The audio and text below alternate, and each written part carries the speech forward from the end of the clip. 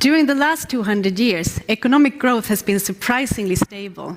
We can see it here with graphs covering United Kingdom and the United States, where we have GDP per capita on the y-axis here, measured in a relative scale. That means that the slope of the trend lines here are the constant growth rates. The message here is clear. Over this period, GDP per capita has more than doubled with each generation, and the total increase here has been more than 20-fold. So what can then account for all of these massive growth rates? The answer is technological change. And as you can see here, with the example of telephones, technological change has progressed steadily too. The process has been creative in the sense that it builds on new ideas and innovations, but it's also been destructive because each new phone here has replaced the previous version and made that technology obsolete. This year's prize is exactly about that.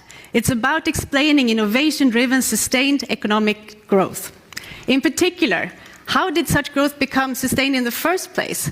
And secondly, how can growth continue despite the conflicting interests growth creates when new technology replaces the old? The first part of the prize goes to Joel Mokyr, an economic historian who noted that technological change alone cannot explain economic growth because technological change predates growth by millennia. And we can see it here in this graph that goes back to medieval times for Sweden and England. Over these 400 years, we see that GDP per capita barely changed, despite the fact that some really important innovations took place in this period, such as the heavy plow or the printing press. With this, Mokyr identified the important prerequisites for growth, and I'm going to go through them with you right now. The first one is useful knowledge. It has two components. Prescriptive knowledge, which means a set of instructions or recipes that can guide to somebody how to carry out a certain technology, like a user manual, if you will. For most of human history, what was known to society about technological change rested mostly on this type of knowledge. People knew how to operate a certain technology, but they didn't know why it worked. And that brings us to the second component here. Propositional knowledge. Knowledge about rules and regularities in the physical world that can explain to us why the technologies work. We can think about this as science in the broad sense. Mokyr tells us that these two components need to come together and interact in order to generate the sustained stream of innovations needed to generate sustained growth. Here we can see the feedback loops here.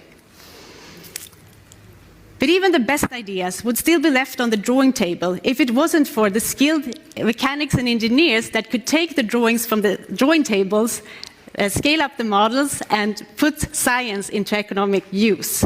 For this, mechanical competence is a key prerequisite. And finally, societies need to be open to change.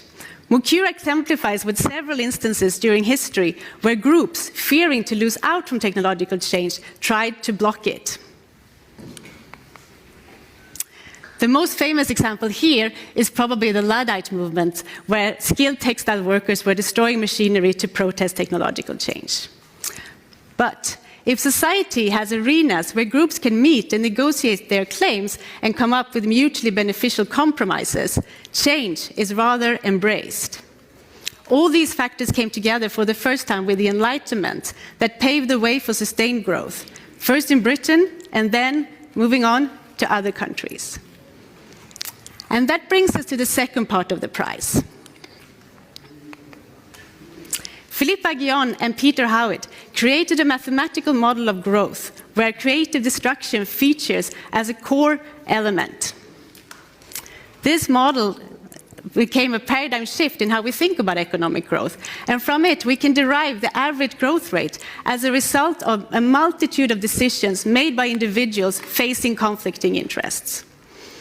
As such, the model can explain how growth can be such a disruptive process at the firm level and still result in those stable aggregate growth rates that we saw in the beginning of the presentation. Here, we see how they derive their economy's average growth rate from the model, but I'm not going to go through all the mathematical details with you right now. Instead, let's focus on the core components of the model. here. Resources into R&D, research and development, in order to innovate and improve on existing products.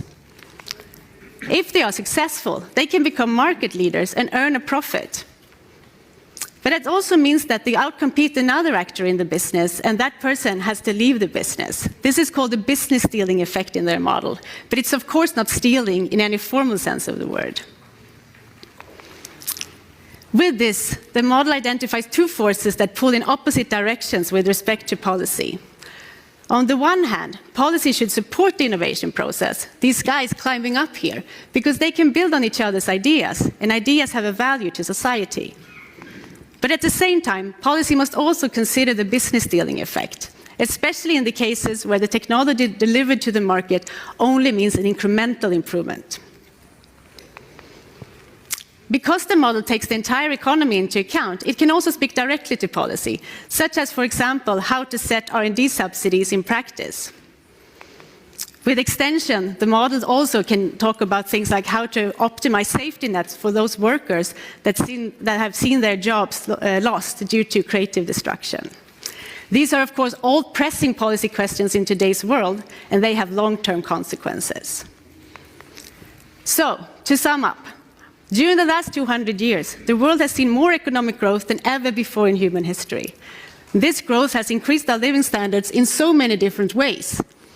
But still, 200 years is still just a short period compared to the long-run history of stagnation that we saw before. The laureates' work reminds us that we should not take progress for granted. Instead, society must keep an eye on the factors that generate and sustain economic growth. These are science-based innovation, creative destruction, and a society open for change. Thank you.